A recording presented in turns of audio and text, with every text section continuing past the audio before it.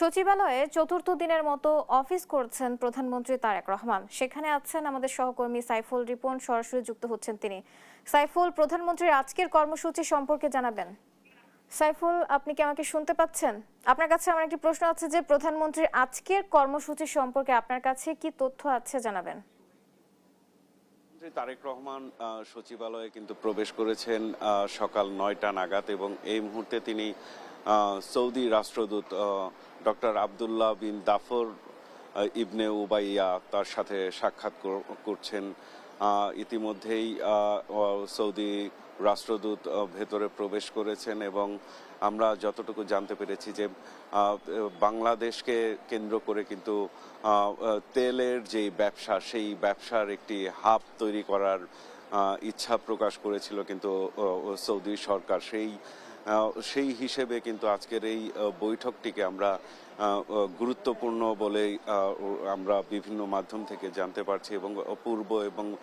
পশ্চিম এশিয়ার বিভিন্ন দেশগুলোতে তেল রপ্তানির ক্ষেত্রে সৌদি আরব বাংলাদেশকে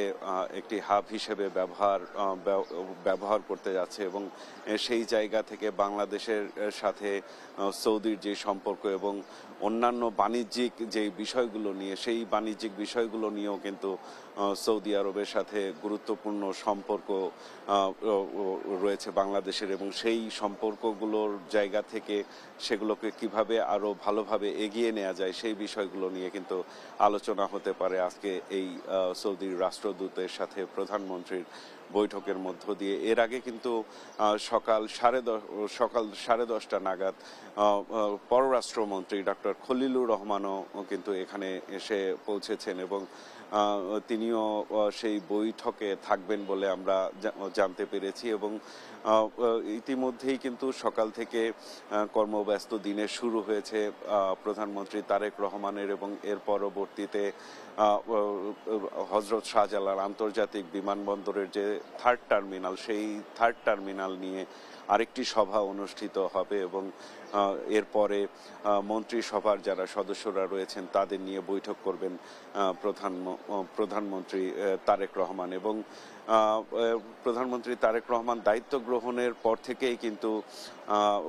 প্রতিদিনই কর্মব্যস্ত দিন কাটাচ্ছেন এবং গত বুধবার এবং বৃহস্পতিবার তিনি অফিস করেছেন এই সচিবালয়ে এবং তারপর গতকাল তেজগাঁয়ের কার্যালয়ে, প্রধানমন্ত্রীর কার্যালয়ে অফিস করার পর আজকে কিন্তু আবার তিনি